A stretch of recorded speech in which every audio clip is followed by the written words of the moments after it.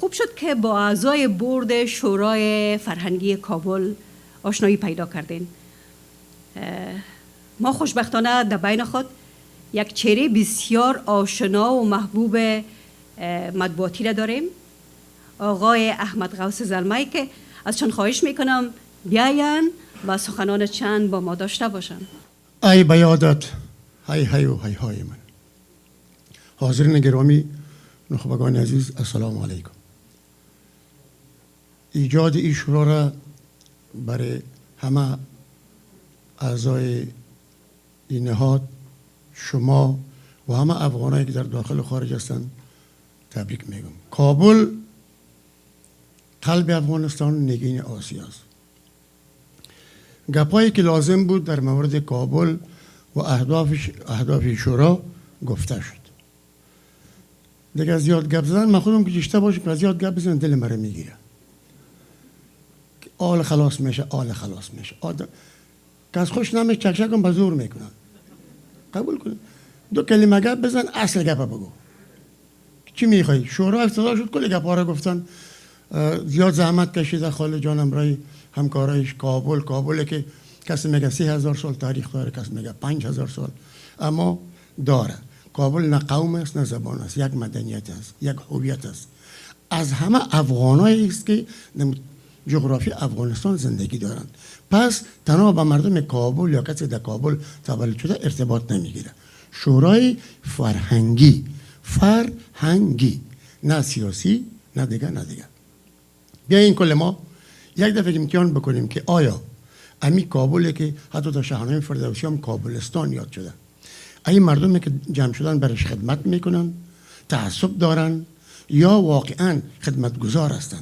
اگر بودن ما شخصا فعلا منیز یک سپاهی که چون هستم، کل ما می باشیم. اگر دیدیم که همه چیز افتتاحش بسیار جالب است اما دوامش کمک مشکل، اگر کل ما شما یشیم امی رو که چونه جای پیش بریم که دل ما شد دوام میتیم، که دل ما نشد کس ما رو بسته نمیکنه. بازم مبارک همه ما. خداوند ما شما را در کل دنیا بی فرهنگ نسازه. فرهنگ هویت ماست. باورتون به پاسپورت فرانسوی، آلمانی، این و آن داشته باشی، دریشی 5000 دلاری داشته باشی، نیکتایی 4000 بوته، هر رقمی که باشی، باز در میدان هوایی که رفتی میفهمی کی هستی.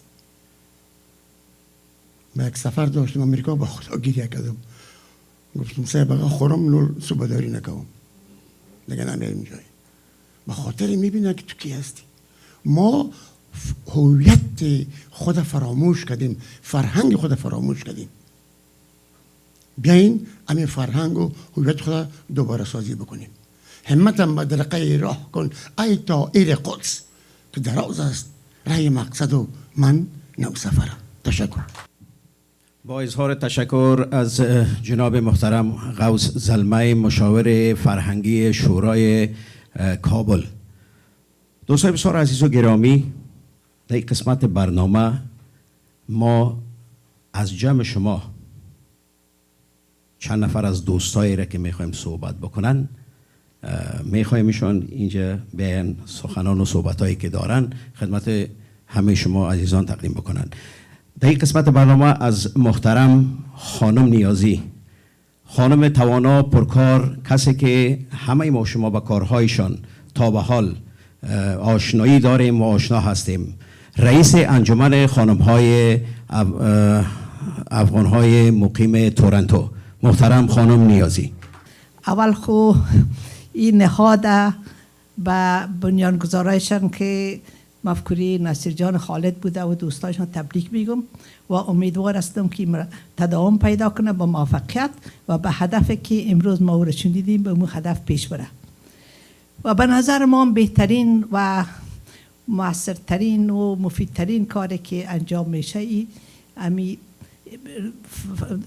معرفی فرهنگ مخصوصا به نوجوانای ماست. مثلا امروز ما دیدیم که سورا جان چقدر مقبول خواندن و البته چقدر امی فرهنگ و موسیقی و شعر بالای اینا تاثیر کرده که اینو به یاد افغانستان انداختن. شما نه تنها یک مسئولیت فرهنگی تان انجام دادین منصور جان و همکارایشان. به نظر من یک مسئولیت تاریخی تان انجام دادین و خاطر از اینکه به فرسنگ ها دور از کشور ما را دوباره به کشور وصل کردین.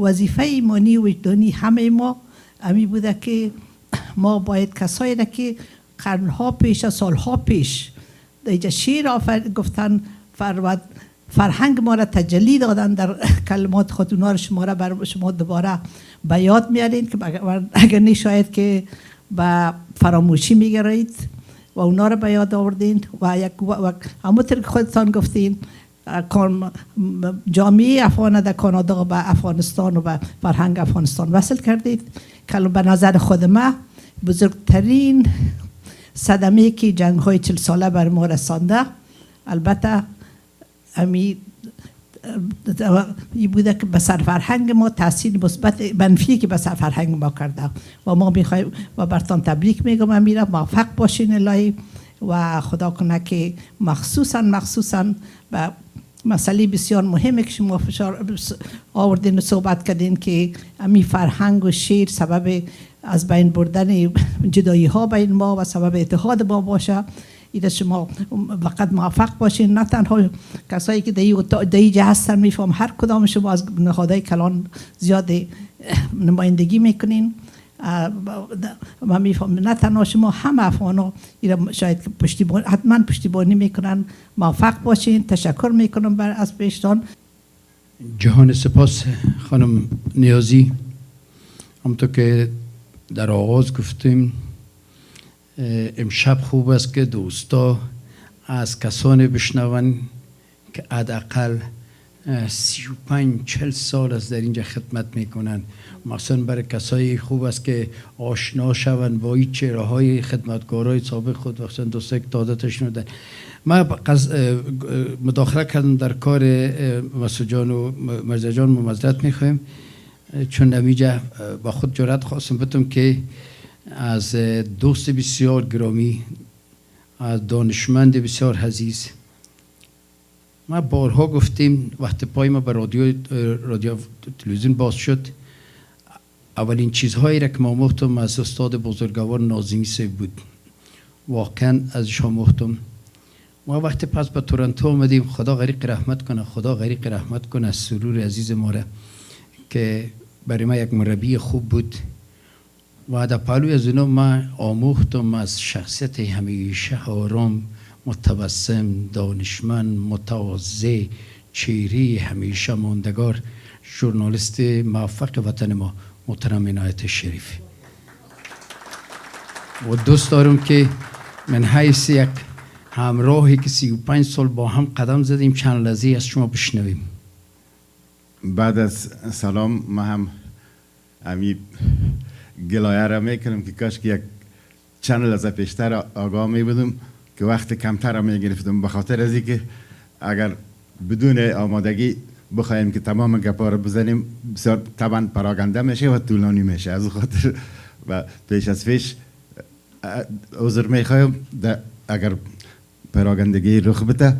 خب در ارتباط با شورای فرهنگی کابل ما عرض کنم که فعلا ما در یک حالتی هستیم وضع قسمی است که زیادتر از هر چیز به وحدت و همبستگی نیاز حس میشه و زیادتر از هر وقت هم. از او خاطر اگر یک عده از هموطنان ما با اتکا به تجربه های بعضا ناخوشایند یک تعداد از نهادها به خصوص که بر اساس قوم و زبان و سمت بوده، اگر یک نوع شک و تردید در آغاز نشان بدن به نظر من قابل درک است و حق دارن. اما بعد از اینکه من سخنان در ارتباط با شورای فرهنگی کابل شنیدم و اهدافشان خواند و مصاحبه را دیدم و امی اطمینان پیش من پیدا شد که همونطوری که گفته شد واقعا این شورا خاص فرهنگی است و مربوط به باشندگان کابل نیست.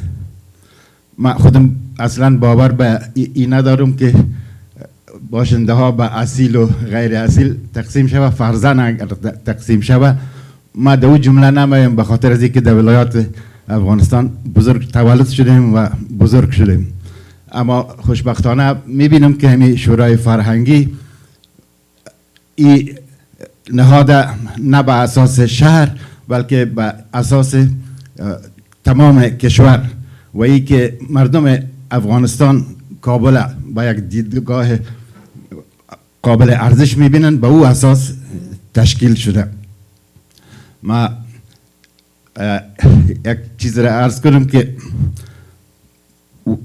باور به این دارم که امو گفته معروف است که چیزی را که به خود میپسندی برای دیگران هم بپسند و چیزی را که برای خود نمیپسندی به دیگران هم نپسندی.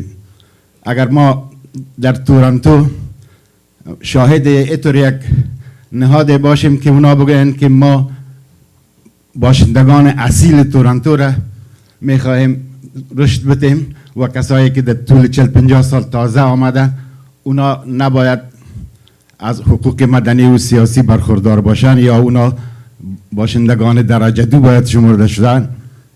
طبعا کل ما میرنجیم و فورا عکس العمل نشان میدیم که وقتی که ما آمدیم در کانادا به حیث کشور دوم خود تابعیت گرفتیم و سیتیزن شدیم، از تمام حقوق مدنی و سیاسی ایجا بهره‌ور میشیم و کسی حق نداره که ما را به جرمی که چند دهه پیش تازه به کانادا آمدیم ملامت قرار بده. از او خاطر این چیزا در مورد کابل هم باید بپسندیم. کابل از جهت تاریخی هم با تمام کشور ارتباط داره. وقتی ما تاریخ کشور بررسی میکنیم خوب معلوم دار بالای سر کابل در جنگ افغان و انگلیس این به حیث یک مثال عرض میکنم که طبعا به خاطر ما میآید و به حساب فرهنگی اگر ببینیم کسی که درباره تاریخ موسیقی افغانستان چیزی بنویسه واضح است که از کوچه خرابات شنیده.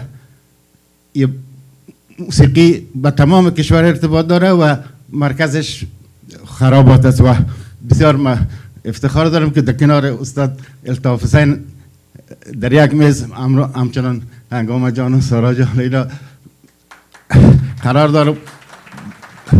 وقتی که موسیقی در افغانستان من است ارزشش پیش ما بسیار بالاتر میره و باعث میشه که حتی در یک محفل که موضوعش موسیقی هم نباشه خود به خود بحث به مو طرف میره. غوث جان سلمایی ببخشید که همین لحظه اتور کت خود بگید چه وقت صحبت خلاص بشه. ما بار دیگه احترام و سلام برای همه تقدیم میکنم. تشکر از شما. هنوزم به یاد من استی، تو در خاطر و در نهاد من استی. به افتخار استاد بزرگ الطاف حسین قربانشان امروز واقعا لطف کردن، قدم رنجه کردن.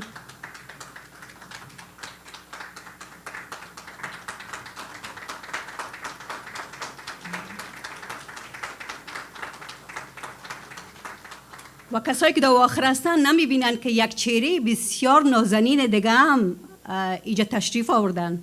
هنگامه جان هنرمند بسیار نازنین و خوش صدای ما، هنرمندی که من خودم شخصا زیاد دوستشان دارم و یگان وقت که بیکار میمونم پت نمیکنم آهنگای شما را پیش خود زمزمه میکنم. بیکار خب بیکار نی، وقتی که در آشپزی می باشم یا در چی آهنگای شما رو زمزمه میکنم. منظورم نیست که یعنی شما را قدر دوست دارم. دوستای عزیز، امروز خوشبختانه در میان مهمانان ما یک سخنران بسیار نازنین و خوش صحبت تشریف دارن. آقای فرمولی، آقای بایر فرمولی، بفرمایین نظرتان در مورد شورای فرهنگی کابل ارائه کنین. قربانتم. به نام خدای خرد و روشنایی. وقتی صائب در کابل آمد با همه عظمت رویایی و تاریخی هندوستان و کشمیر دلبسته کابل شد و دل در گرو کابل بست. همونطور که گفتن که خوشا عشرت سرای کابل و دامان کوثارش، که ناخن بر دل گل میزند مژگان هر خارش. خوشا وقتی که چشمم از سوادش سرمچین گردد، شوم چون عاشقان و عارفان از جان گرفتارش.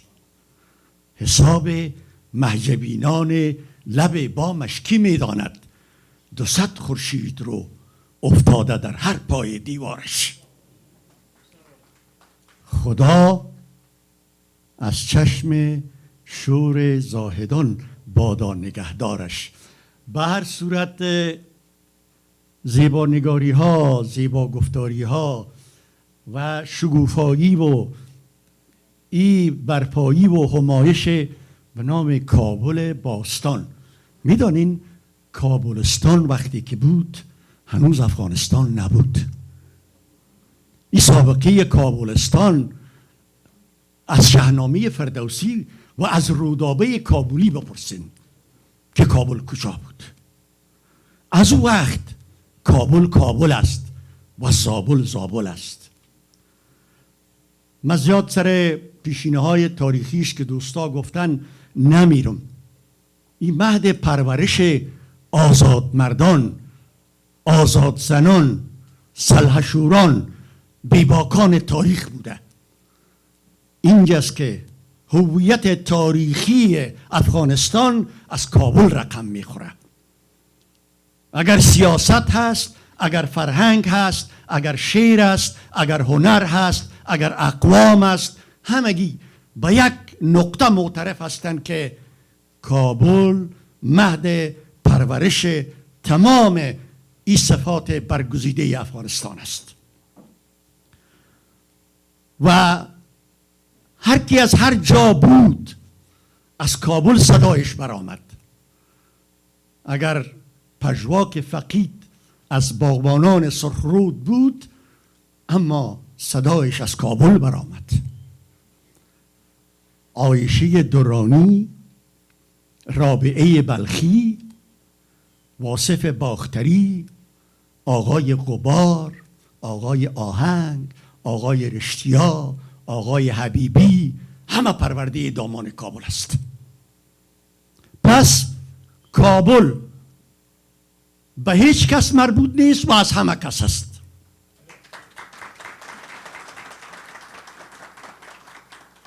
من به کنه سیاسی نمیرم، چون گفتن که شورای سیاسی نیست. اما به ناز مسلحشوران و سیاستمدارانی که سرنوشت افغانستان امروز در کابل رقم خورد. اگر حدود اربعه است، اگر قرارداد است، اگر معاهده است، کلش در کابل گری خورده. شیر دروازه و آسمایی شاهد است که در کابل هم وفاها و هم جفاهای در حق کابل شده. شیر دروازه شاهد است چه گلوله های از او به جان هموطنان کابل حواله شده. ردبیلشاه و زنبیلشاه شاهد است در کوههای توپ و گذرگاه. کابل خیالات 1001 قهرمان است. مبد هستند در کاران، به نستوهان، به جوانان، به مؤسسین و به جناب آقای خالد و همیارانش و شورایش موفقیت‌های مزید را در جهت همرسانی همگی. یک هزاره هم کابلی است، یک پشتون هم کابلی است، یک ایماق هم، یک ازبک هم، یک ترکمن هم. اگر کابل نمی بود هویت از اینا مخفول مانده بود. امروز فرهنگ انزواگزینی نیست، تجرد نیست، محصور نمیشه.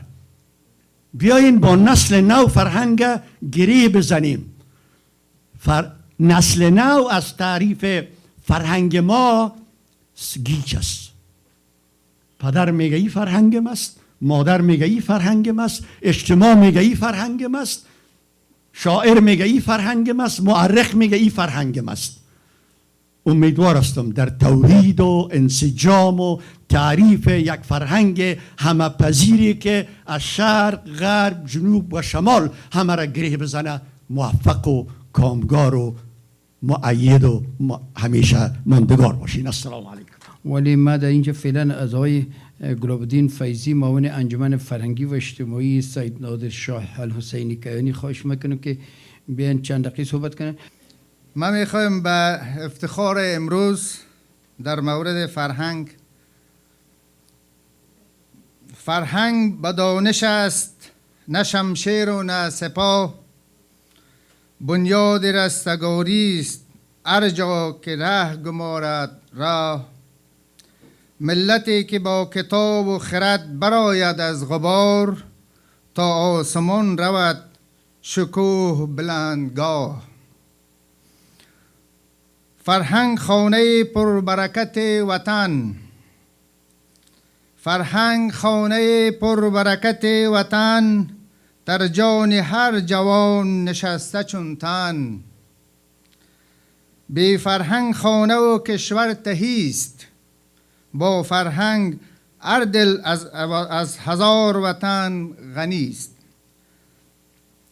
سلام و درود خدمت فرهنگیان، دانشمندان عزیز، دستاندرکارانی که امروز همت گماشتن این روز را برای ما، برای فرهنگیان کشور ما هدیه دادن. واقعا امروز روز فراموش ناشدنی و در جایگاه تاریخ در شهر تورنتوی زیبا ثبت خواهد شد و جا داره که از تیم فوتسال افغانستان، چون من مشاور ارشد انجمن ورزشکارای انتاریو هم هستم، از این تریبیون قهرمانی جوانان افغانستان که با وجود از اینکه در فقر و تنگ دستی به سر می بردن، با یک همت تانستن که بیرق سه‌رنگ افغانستان را در اعتزاز بیارن و جام قهرمانی آسیا را از آن خود بکنن که ما تبریک میگیم برشان.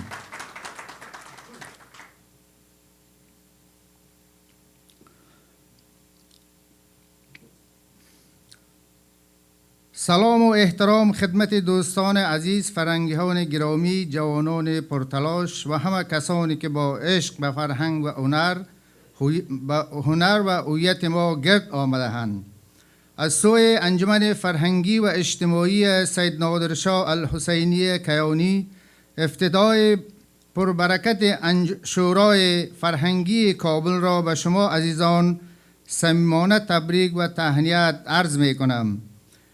امروز برای همه ما روز خوشی و امیدبخش و فراموش ناشدنی است، زیرا شاهد آغاز یک حرکت فرهنگی تازه هستیم که می تواند روح همدلی، دانایی، خلاقیت و ارتباط میان نسل‌ها را بیش از پیش زنده سازد. افتتاح شورای فرهنگی کابل تنها گشودن یک درب و آغاز یک نهاد نیست، بلکه روشن شدن چراغی است که می توان تاریکی فاصله ها را کم کند، دلها را نزدیک سازد و زمینه فراهم کند تا استعدادهای نوفته جوانان شگوفا گردد. ما باور داریم که انجمن می تواند پل مستحکم میان گذشته و آینده تبدیل شود. گذشته ای که سرشار از میراث ها و قصه ها و هنرها و ارزش های نیاکان ماست و آینده با تلاش و جوانان می توانند درخشان و پربار به بار آورند. فرهنگ ریشه استواری ملت هاست. هر زمانی که ما در مسیر حفظ، تقویت، معرفی فرهنگ خود گام می برداریم، در حقیقت برای عزت و سربلندی مردم و سرزمینمان تلاش می کنیم. انجمن فرهنگی و یا شورای فرهنگی کابل می تواند به عنوان یک پایگاه فعال زمینه فراهم سازد تا اصالت‌ها و ارزش‌های فاخر را به گونه منظم، علمی و اثربخش به نسل امروز و فردا منتقل گردد. ما در انجمن فرهنگی و اجتماعی سید نادرشاه الحسینی کیانی با تمام توان و صداقت حمایت خود را از این حرکت ارزشمند اعلام می داریم.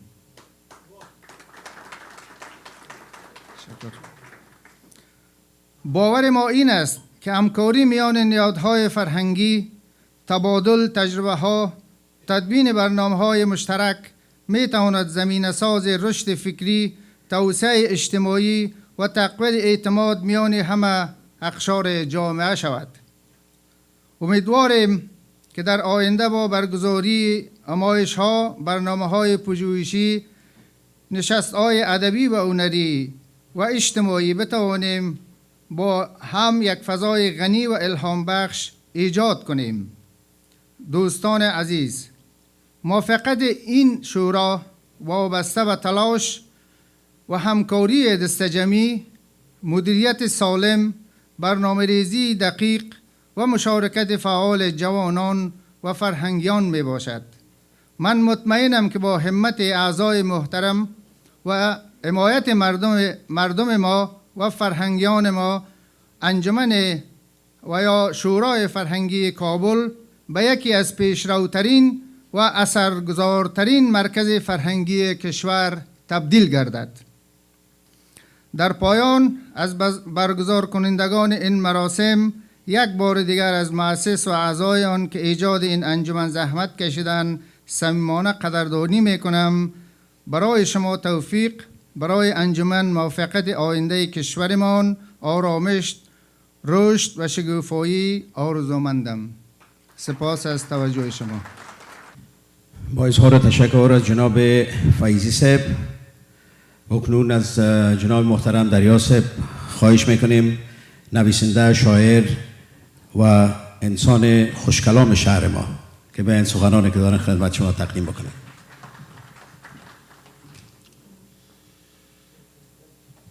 سلام و عرض ارادت. من از ویرانه های شهر عشق و نغمه می آیم و یک عالم خروش خفته در این دخمه می آیم. گذشتم به سر کوی خرابات و ندانستم که من با این ترنم ها کنون بیگانه می آیم. ندانستم کجا شد نغمه آسا و درباری، و دنبال رباب و طبله جانانه می آیم. حضار محترم، این چند فرد فقط خدمت استاد گران قدرم که تقریبا 25 سال قبل در دست من داخل سبز بسته کرد. مقدم گرامیتان را خوش آمد میگویم استاد بزرگوار.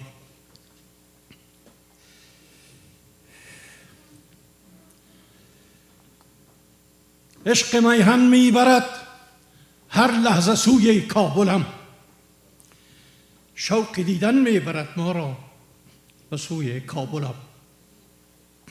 مأمن و همزادگاه و مدفن اجداد من، راحت و روح و روان هر بام و کوی کابلم. کی رود از یاد آن ایام شیرین حیات، کو مرا هر لحظه میخواهد به سوی کابلم. بال و پر بشکسته چون شاهین قید در قفس، پرفشانی میکند شوقم به سوی کابلم. جمله ها کی میکند اظهار حال خسته ام، سخت دردی دارم از این های و هوی کابلم. خاطرات عشق و ایام شبابم زنده شد، چون رسیدن در مشامم عطر و بوی کابلم. کوچه ها، دالان ها، پس کوچه ها و بام ها، هر یکی دارد نشان از جستجوی کابلم.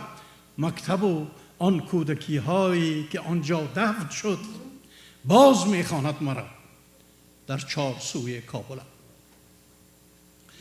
چندول قرتا و خافی ها و بالاجوی آن، شاهسمندا و کبرلوی نکوی کابلم. سید مرد و باغ قاضی و صدوکان چندول، هر کدام این مکان شد آبروی کابلم.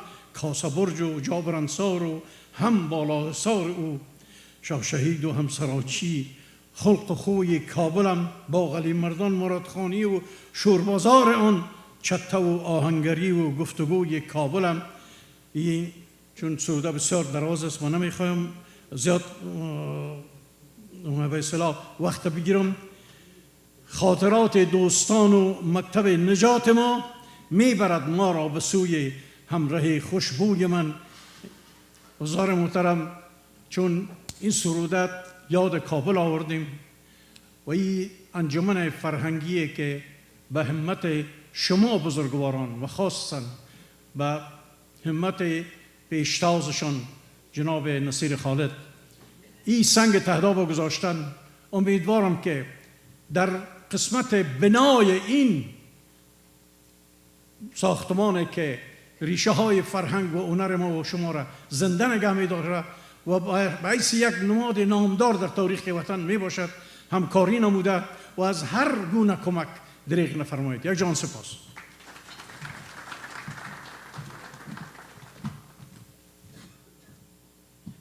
با اظهار تشکر از جناب دریا صاحب گرامی، در این قسمت برنامه از محترم نریوار صاحب خواهش میکنیم که سخنان چنده که دارن خدمت شما تقدیم بکنن. دوستای بسیار عزیز، بعد از نریوار صاحب یک سخنرانی دیگه داریم، بعدا باز میریم سراغ برنامه‌های بعدی.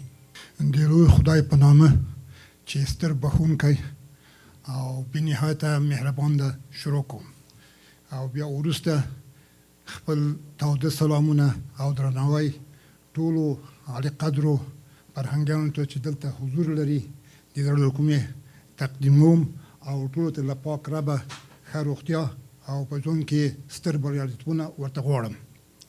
نن واقعا زه ډېر خوشحاله یم چې دغسې وطن دوسته با فرهنګه فعال او زړور خلک چې دلته ناست دي او ځان د دوی په منځ کې وینم.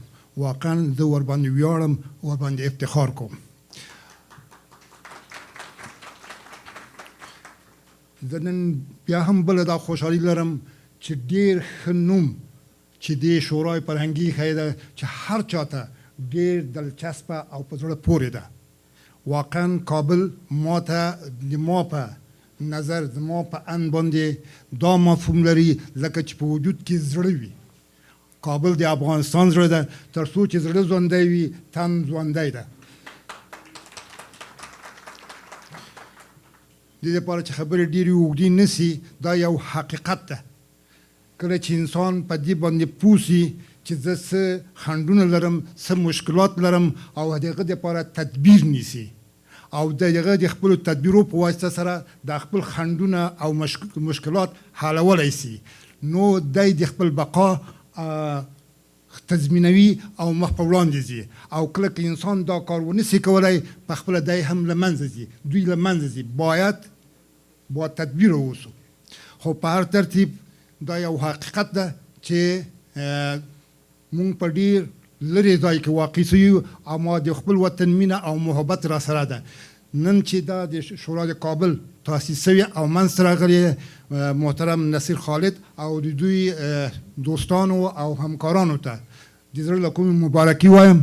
البته دا د خپل ځان له طرفه او د افغانانو د تورنټو د ادبي او فرهنګي انجمن په نمایندګۍ د زړه له کومه هم ورته مبارکي وایم، ځکه چې زموږ رئیسه په تسفر تللې ده او هغه دغسې مسایلو سره ډېره علاقه لري. کریمه جان کرامت هغه حضور نه لري، د هغې په ځای به هم د تاسو ته دغه نیک قدم په مناسبت د زړه له کومې بیا هم دغه دوی کامیابي او موفقیت ته ورته مبارکي وایم. خالد نصیر واقعا همیشه ډېر کار کړی ده په ټولو ساحو کې، نور موفقیتونه هم غواړم او دوی همکارانو ته زه خاص احترام لرم چې د باندې راټول سوي دي. د دې لپاره چې خبرې راشکه اوږدې نه سي، لږ وخت ونیسم، غواړم چې د ټول خپل مطلب په یو څو بیتو کې دوستانو سره شریک کړم او د خپلو خبرو ته د پای ټکی کېږم.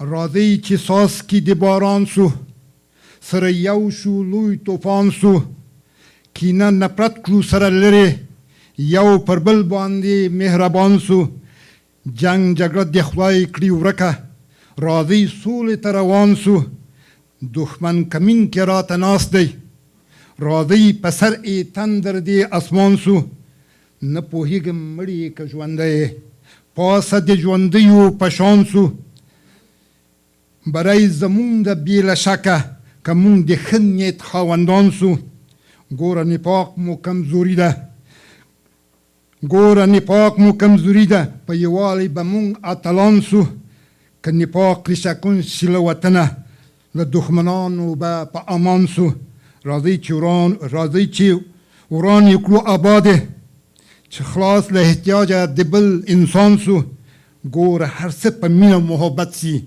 راځئ چې یو بل ته محترم او ګران سو نړیواله دا وطن به آبادیږي که واړه یو موټی افغانان سو ډېر تشکر مننه ډیره مننه نړیوال صاحب. خب دوستای بسیار عزیز و گرامی، در این قسمت برنامه همونطور که گفتیم ورزشکارا سفیرای صلح در هر جایی که هستند. ما امروز جناب محترم استاد داوود جلالی رئیس انجمن ورزشکارای اونتاریو را با خود داریم، با جمع کثیری از دوستایی که در اون میز شیشتن همه ورزشکار هستند ماشاءالله. با نمایندگی همشان استاد داوود رئیس انجمن ورزشکارای اونتاریو سخنان چنده که دارن خدمت شما تقدیم میکنن. بسم الله الرحمن الرحیم. ای کابل و ایران، ما به قربان تو گردم. پیشتر نور دیده ما سارا جان عزیز جیگر کاکا آهنگ را که اجرا کرد، ما تماشا میکردم که بعض خواهرای ما بعض برادرای ما اشک میریختن. میگه درد کسی میفهمه که درد دیده باشه و ناگفتن امانه که یکی درد اشک خوشی است، یکی اشک غم است. خدا غم دور داشته باشه، اما خوشبختانه که ما دی یک هفته یا 2 هفته شاهد اشکهای خوشی هستیم. باور به خدا کنین که ناگفته راسی نمانه که از یادم نره. ما امروز صبح ما خواهر یک شنبه میرم پیش استاد فرهاد برای کلتان سلام گفت و به خصوص نصیر جان. استاد فرهاد عزیز این شورای فرهنگی کابل برای شخص خودت و همکاران محترمتان تبریکی داد که در ویدیو هم یاد کرده. ما همچنان یکی از خادمین انجمن ورزشی افغانای مقیم اونتاریو، البته به اجازه استاد بزرگوار حاجی صاحب احمد صمیم، دریا صاحب، مسعود جان که اکثریت انجمن ما همچنان شکر خدا که عضو انجمن شورای فرهنگی کابل هستند. ما این موفقیت برای این نهاد تبریک و تهنیت عرض میکنم و با امید از این که تنها انجمن فرهنگی در روی استیج و در تلویزیون نباشه، با امید از این که مثل انجمن ورزشی ماوره پشت درهای کسایی برن که مریض هستن، پیش قسوت هستن، توان آمدن و رفتن ندارن، برن از داشته های از اونا، از قصه های از اونا، از گپ های از اونا با خبر شون و برای جوانان امروزی که باز هم یادآور میشم این موفقیت مبارک سارا جان باشه که بچی یک احساس ای آهنگ اجرا کرد، مثل کاکای بزرگوارم استاد الطاف حسین سرهنگ که از مرا هم حاجی صاحب غوث زلمه هم استاد بزرگوار سمت کاکای مرا دارن که از دوستای بسیار نزدیک پدرم هستند و این موفقیت ما برای تک تک حاضرین در مجلس و تماما عزیزایی که ما را مشاهده میکنن تبریک عرض میکنم. به امید پیروزی همه دستاندرکاران از این فرهنگ و بیایید که دست به دست هم بتیم، نفاق، تفرقه، همه چیز دور بگذاریم، مثل انجمن ورزشی افغانای اونتاریو واره پیروزی در وحدت ماست. جان سپاس. تشکر استاد گرامی، زنده باشین، سلامت باشین. ما امرایتان وعده کرده بودم که 2 نفر، ولیکن دوستا واقعا علاقمند هستند که بیان صحبت بکنن، گپ بزنن، حداقل راجع به این نهادی که تازه امروز افتتاح شده، شورای فرهنگی کابل را چیزی که در دل دارن خدمت شما تقدیم بکنن. از جناب محترم مسئول و رئیس انجمن تجارای افغانستان در کانادا در شهر تورنتو. بسم الله الرحمن الرحیم. دوستای گرامی، اولتر از همه تبریکات واقعا قلبی خدا برای دستاندرکاران از این انجمن تقدیم میکنم. وقتی که ما شما اینجا 30 یا 40 سال شده آمدیم، بوده دوستای مثل آدینه جان نیازی که تمام عمر خدمت برای مردم ما کردن، مثل فرمولی صاحب باره، نصر جان خالد، آقای مجددی که در این اساس کار میکنن، آقای آجی صاحب داود، آقای راون از کاروان شیر، ما نیم کلاد حساب بزنس، ما شما یک فامیل هستیم.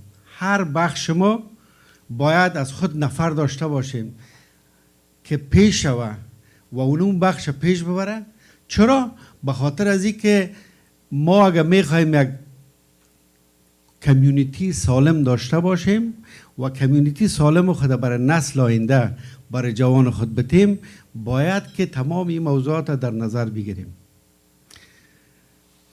کمیونیتی سالم بزنس خوب داره، کمیونیتی سالم خدمتگارای خوب داره، کمیونیتی سالم میدیای خوب داره و کمیونیتی سالم یک ضرورت فرهنگی یا کانسل فرهنگی خوبه داره. ما و شما به نظر شخصی خود ما فقط یک وظیفه داریم. وظیفه ما نسل آینده ماست، تربیه سالم نسل آینده ماست. نسل که بیچاره در جنگ کلان شدن، نسل که اینجا آمدن به یک محیط، به یک کلچر نو آمدن. خانه یک چیز میگه، مکتب دیگه چیز میگه، در کوچه اولادا رفیقایشان دیگه چیز میگه، پیر پرشر بی اندازه سرشان زیاد است. ما اینمو تو کمیته ها یا همه تو خدمت هایی را که میکنیم باید که پیش یار پیش بیاریم، یعنی اولادا را بیاریم بگیم که شما چی کار دارین. کل ما خبر داریم که منتال هلت حال چقدر زیاد شده. خود موضوع سلف بیلانگینگ یا تعلق داشتن به یک کمیونیتی، به یک فامیل، به یک سیستم چقدر زیاد شده.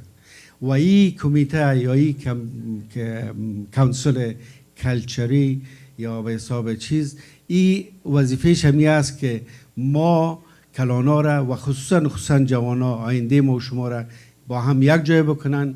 از موضوعات خوبی که ما و شما در کابل داشتیم، از اخلاص، از نیت خوب، از احترام، از صفا، از صمیمیتی که ما و شما در کابل تجربه کرده بودیم، دیده بودیم در بین فامیل خود، در بین رفیق خود، در بین همسایه خود، در بین مردم خود، اونمو را باید ما انتقال بدیم. ما بسیار زیاد با نمایندگی خودم، با نمایندگی اعضای بورد ما که اینجاست، فرمان صاحب، مرسل جان، زبی جان، بازم تبریک میگم، به نهایت خوش هستم و از دوستا میخوایم دوستایی که پیش قدم شدن کمکشان کنن، تشویقشان کنن، قدردانی کننشان که تا ما بتانیم همه تو ارگانیزیشن ها، همه تو موضوعات هرچی بیشتر و هرچی زیادتر داشته باشیم. تشکر. ما با جرأت براتان میگم، اولادایتان از فامیلی روم که میشینین یا در خانه میشینین، کوشش کنین کمک کت وطنتان، کت کابلتان آشنا بسازین. اگر ما یک اولاد خود آشنا کنیم با محیط خود، با افغانستان خود و کابل خود نشان بدیم، مثلا هم امروز ما شما چقدر پروگرام چشم خود دیدیم، امیرم بریم که اولادای خود شیر کنیم، اولادای ما علاقه بگیرن. او وقت که اولادا علاقه گرفت، علاقه مندیشان به کابل زیاد میشه. ما میتونیم یک طفل اسپانسر کنیم، مثلا اولادای خود شما چه خوب گپ زدین. ما میتونیم یک اولاد خود از 6 اولاد 2 اولاد خود میتونیم که بگوییم بیاین این بچه کار اسپانسر کنید. اولادای من یک بچه تیم ورزشی گفتین اسپانسر کردن، جراب و یک تیم افغانستان هستن. فرشته دخترم یک ارگانیزیشن دارن، من خودم پروگرام خود دارم. این دختر سعی کنید چی احساس داشت که گریان کردم و ما شما چقدر خوش داریم که اولاد ما منم تو یک با احساس بر افغانستان خود داشته باشه. کوشش کنیم هفته یک دفعه اولادای خود بشانیم، یک فیلم افغانستان نشان بدیم، با این سعی کنید چی میدانید. اگه ما و شما یک باکسه که باریم روز هفته 10 روپیه ده یک مچان میشه، بگویم این نمیره اسپانسر تو کدی، او تشویق میشه که من چی کردم و برش پیام بیار از کابل. خیر است دست ما در دروغ هم بگو. والا یادم بسیار از پیش خوش شد، تشکری کرد، گفت چه قدری برای من کمک کرده. این نیست که ما و شما جنریشن اول خود که کابل خود آشنا میکنیم. افغانان د نړۍ په سطحه زما په نظر او زما د احساساتو له مخې له ټولو ښایسته او له ټولو ښکلي خلک دي. زه چې کوم محفل ته ځم او خپل هېوادوال ګورم، داسې فکر کوم چې په دنیا کې د دوی نه ښایسته خلک نشته. نو افتخار کوم چې داسې ښایسته خلک، داسې پوه خلک دلته سره راټول دي او یو نوم ته کار کوي چې د کابل فرهنګي کمیټه. زما همیشه یوه وړه غوښتنه وي، زه کله ناکله وړې ویډیو جوړوم په ټیک ټاک کې. هغه غوښتنه به زه دلته تکراري ووایم چې زمونږ هېواد هېڅکله هم نه جوړېږي که چېرته په موږ کې تعصب وجود ولري. که هغه زه یم، که هغه بل ده، ولو که هغه هر څوک ده. زما خپل فکر او اندیشه دا ده، زما افغان که لیونی ده، زما افغان که باسواده ده، که بېسواده ده، که ښایسته ده، که بدرنګه، که مجرد ده، که متأهل ده، که وړوکی غټ، تاجک، هزاره، ازبک، پښتون، پشه چې هر یوي، زه باید هغه ته په یو نظر وګورم چې زما د یوې جغرافیې ده، ما ته ارزښت لري. که چېرته د تعصب ټکی زمونږ نه وځي نو زمونږ هېواد به هېواد شي. دا چې اوس موږ له هېواده لرې یو، د دنیا په آخري سر کې موقعیت لرو، دغلته باید هم دې ته کار وکړو. زما مبارزه هم دغه ده چې ما ته د خپل هېواد ټول وګړي، که هغه د هر قوم وي، هغه راته دونه ارزښت لري، ولو که داسې ځای راشي که زما عزت ځي، د هغه عزت بچ کېږي، زه له خپل عزته تېر یم. که زما سر پکې ځي او هغه نجات مومي، زه له خپل سره تېر یم. که زما یو څو روپۍ مصرفېږي، که زما یو څه زحمت وي، خواري وي، زه له هغې نه مخ نه اړوم. نو بیا هم ډېر خوشحاله یم په دې هیله چې یو بل ته سره لاس ورکو. ما هم ستاسې د یو کشر په صفت ډېر یو وړوکی بزنس که ورته وایم درنده به شي خبره، خو ډېر یو وړوکی بزنس لرم چې د حبیبي ایجوکیشنل اینډ ټاکس سولوشنز کنسلټنسي سروسز په نوم باندې ده. په دغه دفتر کې منګه د سټیزنشپ لږ څه د امیګریشنز کارونه کوو چې زیاتره د سټیزنشپ دي. او ما د خپلو هېوادوالو ته یوه خبره اسانتیاوې راوستې په سټیزنشپ کې چې څنګه کولی شي هر سړی سټیزنشپ ترلاسه کړي. د کاناډا یو له هغې نه به درته ووایم چې ډېر وخت ونه نیسم، هغه دا و چې زمونږ ډېری هېوادوال، تاسې نه یادوم، زه به خپله کابینه یاده کړم، زمونږ په خلکو کې ښځینه بېسواده دي. نو د بېسوادو لپاره د ویور ادینا جان دلته موقعیت وجود لري چې زه کوم غلطي ونه کړم. د ویور ریکوست کېږي، ویور چې دا په مورنۍ ژبه کې یا سواد نه لري یا کم لري. که د دوی دا ویور اپروف شي، دی لیول 4 ته ضرورت نه لري. د دې ترڅنګ دوی نالج ټیسټ چې کوم ورکوي هغې ته ضرورت نه لري. نو دې ته ورته ډېرې نورې د حل لارې شته. نو موږ د سټیزنشپ اپلیکیشنې لرو، موږ کالجونو ته شاګردان معرفي کوو چې ډېره عمومي خبره د هغه د اوسپ اپلیکیشنې دي، په دې کې همکاري کوو. د ټاکس سولوشنز دي، ټاکس فایل کول دي د دوستانو. د دې ترڅنګ موږ RSP اکاونټونه لرو چې ما سره زموږ چاینیز همکاره ده. د ماشومانو دپاره سیوینګ اکاونټونه چې هغه یو جلا موضوع ده، ډېره تشریح لري. د دې نه علاوه ایرلاین ټیکټس لرو. د دې ترڅنګ بعضې ډینټل اپاینټمنټس چې دا ډیره وړه خبره ده، مګر بیا هم ډیری دوستان هغه ډینټل کیر ته اپلای نشي کولی. اپلای هم ورته کو ورڅه. او زمونږ ډیری سروسز وړیا یا رایاګان یا فری دي، په بعضو کې بیا کم فیسونه اخلو. البته موږ دولتي کمورګان نه یو، شخصي خو ډیری مو فری دي، دغه کم چې ما یاد کړل. نو الله دې ما ته هم کامیابي راکړي. تر اوسه پورې پوهېږئ، راځئ زه به درته د زړه یوه خبره وکړم. زما 3 میاشتې کېږي ما دا دفتر شروع کړی ده، تر اوسه پورې ما دونه کار نیولی چې زه ورته رسیدګي نشم کولی. ما ډیر کار نیولی. دا شاید د هیوادوالو مینه وه، د دې علاقه وله چې دغه سروسز نورو ځایو کې ول، خو ما ته راغلل. نو انشاءالله زه به ادامه ورکوم او د خپلو هیوادوالو د خدمت جوګه به ګرځم. ډیره مننه، تشکر، خوشحاله اوسئ.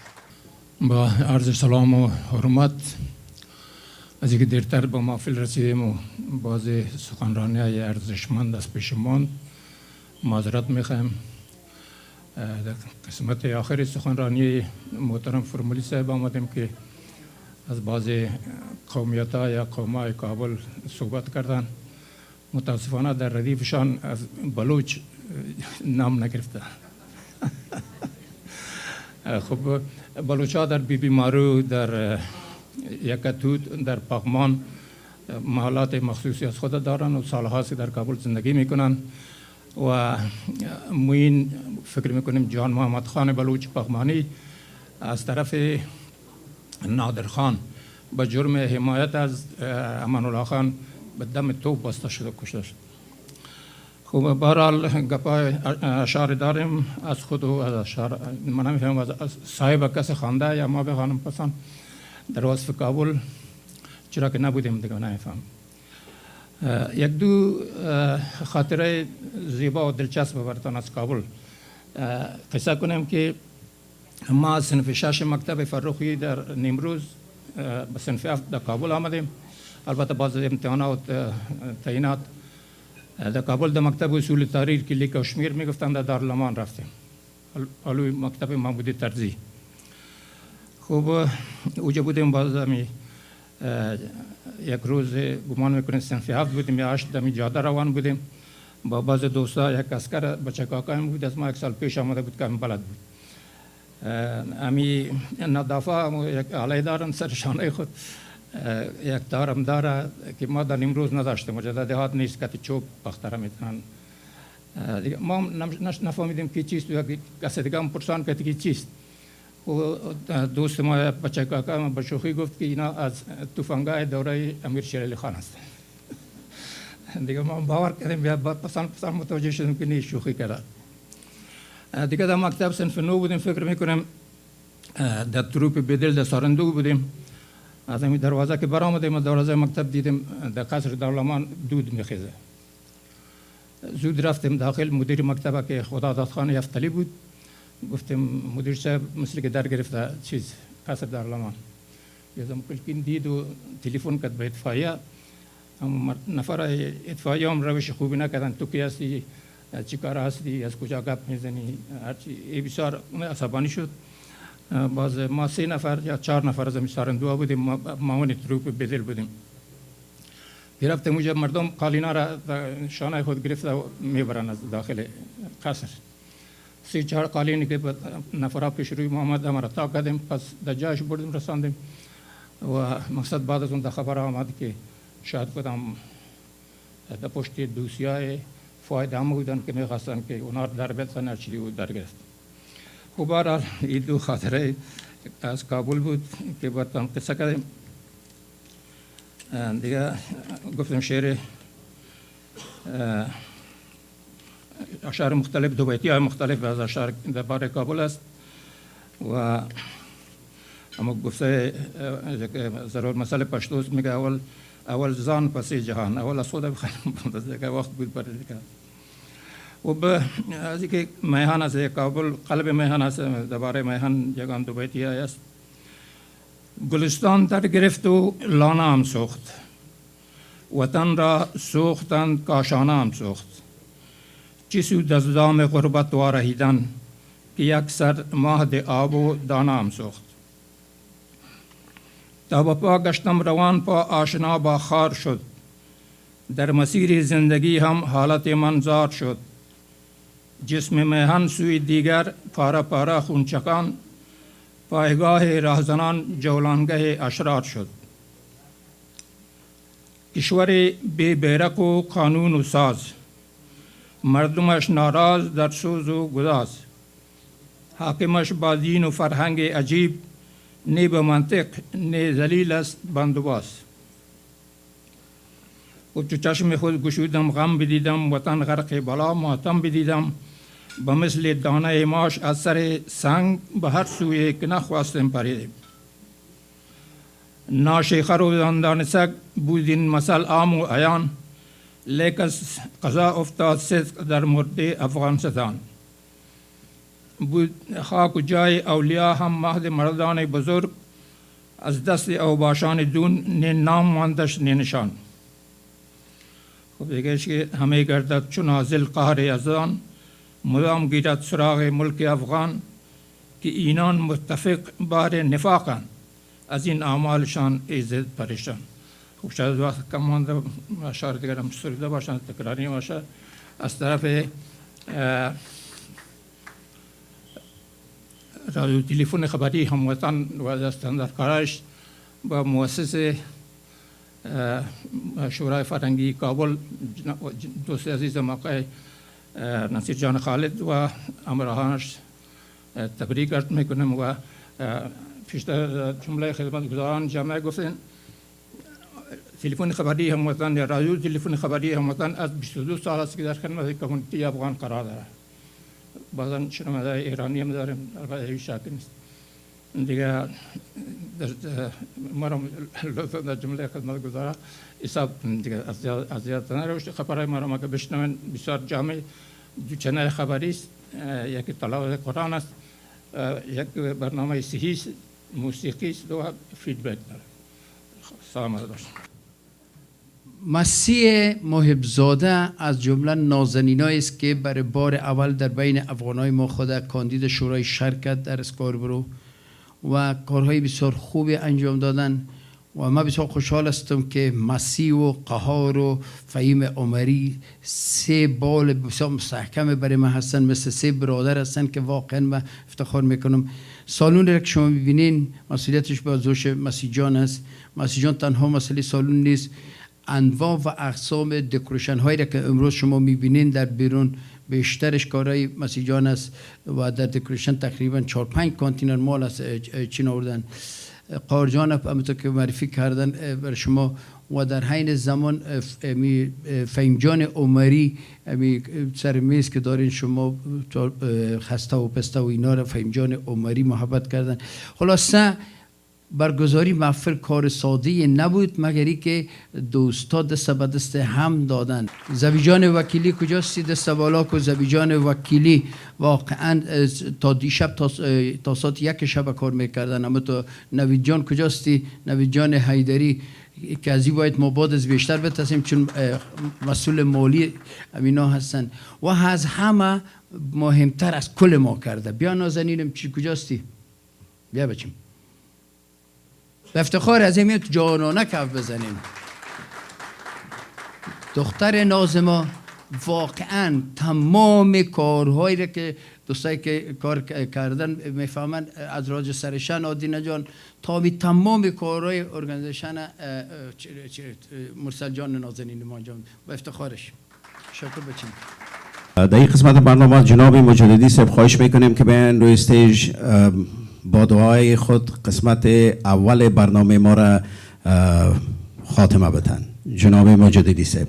آخری پیام از هنرمندای نازنین ما، از سیاسیون نازنین ما، از نویسنده های نازنین ما را با هم میشنویم و بعد از او میریم به طرف نان و بخش دوم برنامه. قهار جان.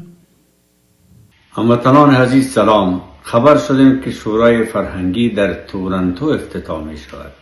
بسیار خوشحال شده و فهمیدیم که هستند فرزندان رسالتمندی که با وطن و فرهنگش توجه داشته و آن را ترویج و گسترش می دهند.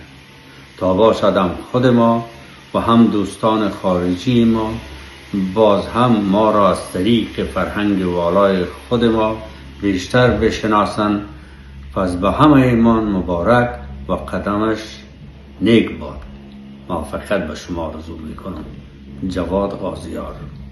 با سلام و درود، خواستم مراتب تبریکات صمیمانه خود را به مناسبت ایجاد و گشایش شورای فرهنگی کابل در شهر تورنتو به شما و جامعه فرهنگی تقدیم بدارم.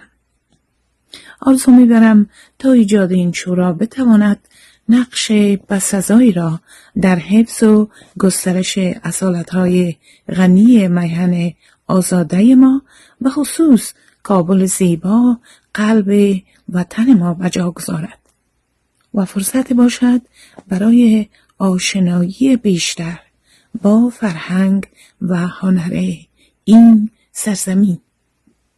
با درود و سپاس بی پایان. سلام و محبت نصیر جان گل به خودت، به خواهرم و به تمام خانواده بزرگوار شما و همکاران شما.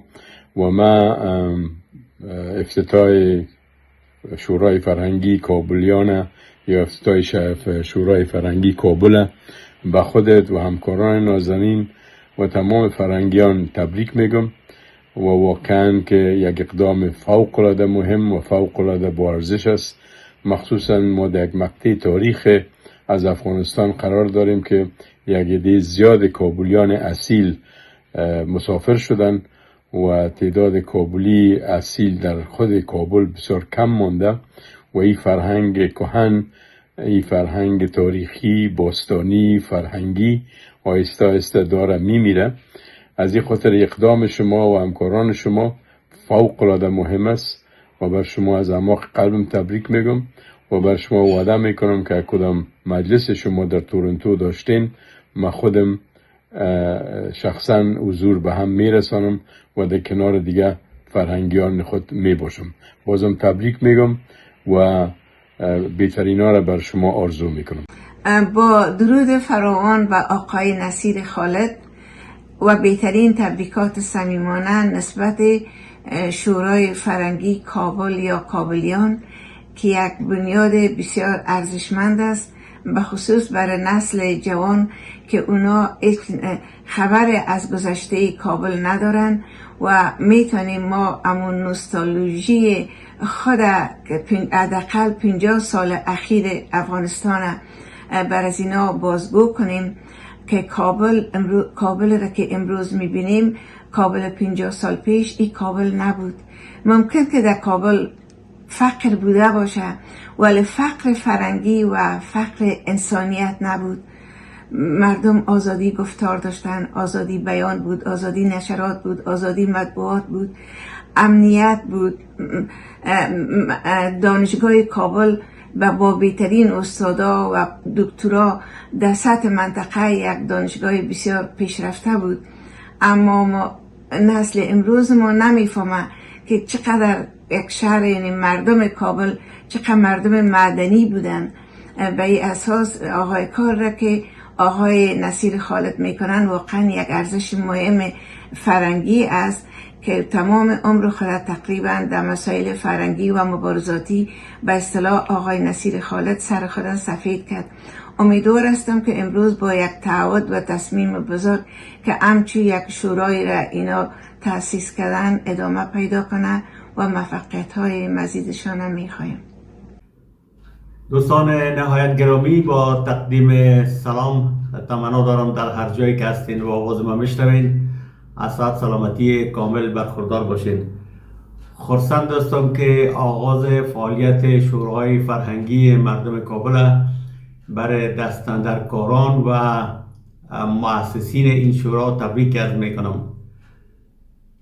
تشکیل یا آغاز فعالیت شورای فرهنگی کابل یک قدم بسیار مؤثر و مفید برای آغاز تنظیم فعالیت‌های فرهنگی مردم کابل است که اینا از این طریق میتونن فعالیت‌های خود منظمتر، گسترده‌تر و خوبتر انجام بدن. شورای فرهنگی مردم کابل همونطور که از نامش پیداست توسط شماری از فرهنگیان ما در شهر تورنتوی کانادا با فعالیت آغاز کرده و فرهنگی ما وعده کردند که شورا توسعه پیدا میکنه در اروپا و امریکا و افغانستان و سایر جایا هم فعالیت های گسترده خواهند داشت. ما یک بار دیگه تشکیل شورا را برای همه مردم کابل و برای دستاندرکاران این شورا تبریک میگم و امیدوار هستم که شورای فرهنگی مردم کابل همونطوری که از نامش پیداست مختص برای فعالیت‌های فرهنگی و برای معرفی بیشتر فعالیت‌های فرهنگی مردم کابل باشد، نه به عنوان فعالیت‌های سیاسی و برابرداری‌های سیاسی. و از اینجایی که کابل قلب تپنده افغانستان است، خوب است که شورای فرهنگی کابل با سایر شورای سایر ولایات ما فعالیت‌های هماهنگ داشته باشند و فعالیت‌های مثمر انجام بدن. یک بار دیگر برای تمام عزیزان ما در این شورا تبریک عرض میکنم. سلام و سلامتی خدمت شما هموطنان گرامی. با خوشی و افتخار افتتاح شورای فرهنگی کابل را در شهر تورنتو به همه هموطنان عزیز تبریک میگم. امید این شورا گامی باشد در راه پاسداری از فرهنگ، هنر، زبان و ارزش‌های اصیل افغانستان و پل میان دلهای مهاجران با ریشه‌های پرغرور وطن. کابل نماد مهر و همدلی است. بگذاریم این چراغ در غرب نیز فروزان باشد. کابل از ازل بوی معانی دارد، کابل از ازل بوی معانی دارد، از کثرت اولیا نشانی دارد. باغی است ز گل‌های قشنگ بشری، باغی است ز گل‌های قشنگ بشری، ترکیب حلاوت زبانی دارد. کلام از محترم سعدالله حقیار خدمت شما تقدیم. امیدوار است که خوش شما آمده باشه. روز شما خوش، وقت شما امیدوار هستم خوش بگذره. خداوند یار و مددگار شما، فرشته سمای شما. سلام علیکم و رحمت الله و برکاته. و اجازه همه بزرگای ما، ماشاءالله صحبت‌های بسیار زیبا شنیدیم. واقعا افتخار میکنیم که الحمدلله در جامعه ما با یگان وقت با وطن میگم خداوند در شهر تورنتو به ما یک لطف اضافه کرده نسبت به دیگه غرب که در اینجا نخبه ها را به ما فرستاده و واقعا جای افتخار است. تبریک میگیم. و در پهلوی ازی که البته ما یک دو کلمه پیش از دعا میگم به اجازه همگیتان. چند روز پیش همراه آقای نصیر خالد که صحبت کردم، ما همیشه در صحبتهای خود امید سخنم برای ما بسیار کلان است، خرد استم، باید خرد صحبت کنم. همیشه برای دوستا میگم که هر وقتی که مساجد خود را با مسجد نبوی کنکت کردیم، مسجد ما مسجد میشه. هر وقتی که کابل خود را، شورای کابل و یا به نام افغانستان، یک کشور زیبا و یک کشور پر جمعیت را با اصلش وصل کردیم، اون وقت ای شورا است. کابل بسیار زیاد تا امروزه سخی است، سینه بسیار فراخ داره و اقوام مختلف، زبانهای مختلف، تاریخهای مختلف را در سینه خود با بسیار پیشانی بازجا داده. اگر شورای ما همچنین کاری را کرده باشه، مطمئن باشین که شورای کابل زیبا تشکیل میشه و اگر نه نگران باید باشیم. پس نه تنها کابل از خودها را بر سینه جا داده، بلکه اغیار را هم در خود پرورانیده. و چنانه که دوستا گفتن، کابل زیباییش همیست که شخصیت ها ساخته. پس این شورا را ما بسیار امید برش داریم. امی مشوره، امی دعا و امی گفتار ما به این برادرها و خواهرای ما بود که انشالله در آینده همراهشان همکار هستیم. و چنانه که امیری صاحب درد دل 20 ساله خود را در هر مجلس گفتند و میگن و خانم آدینه نیازی هم می رو یاد کردن، بار دیگر انشالله که یک فرزند و یا دختر خود را و یا دو تا را حتما در پهلوی خود در میز شانده باشیم. نمیخواهیم که این فرهنگ بسیار بزرگ را ما در امین نسل از دست بتیم و بره و او اولادکایی که سارا جان و یا امثالشان ما میبینیم که به یاد وطن اینا میتپن، ما اینا را محروم بسازیم از این زیبایی و از این نام زیبا و از او کشور زیبا و از فرهنگش. تشکر. دعا میکنیم. الحمد لله رب العالمین والعاقبة للمتقین. الصلاة والسلام على خیر خلقه و نور عرشه و زینت فرشه و مظهر لطفه محمد و علی آله و اصحابه اجمعین.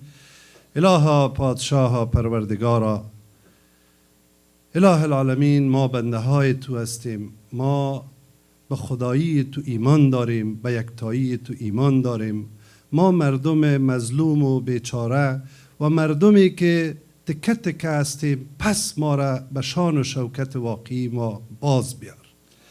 اله العالمین پاک پروردگارا، هر قدمی را که ما میبرداریم، اگر او به شکل ایجاد انجمنها باشه و یا کارهای اجتماعی باشه، اگر در او اخلاص هم نمی باشد، تو قلبای ما را مخلص بساز. الله العالمین پاک پروردگارا، روزی را برای ملت مسکین ما باز عطا کو که ما پس صاحب احترام و همزیستی و محبت در بین خود باشیم.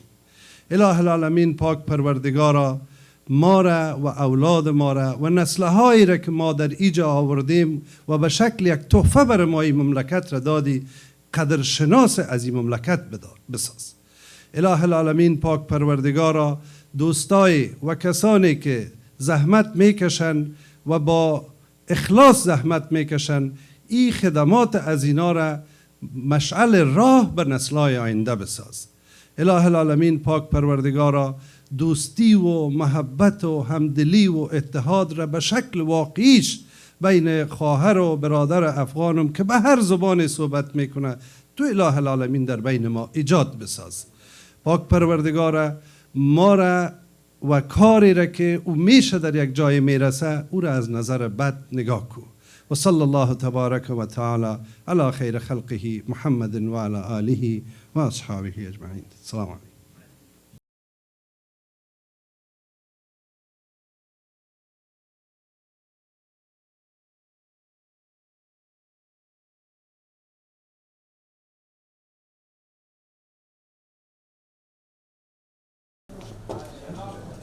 ما زبره جان فکر میکنم که مکتب هم یک جای بودیم و خدا چند نفر از دقیقی بلخیده اینجا هست؟ هیچ کس نیست. این دو نفر هستیم. زبره جان نظر شما؟ امی من برای شما یک خاطر از استاد البته بگم. این عرض کنم سر؟ خواهیم سرگپ بین. نه سرگپ خواهیم بیم خود دیگه. خدا کنه. وقت زیاد میگیره.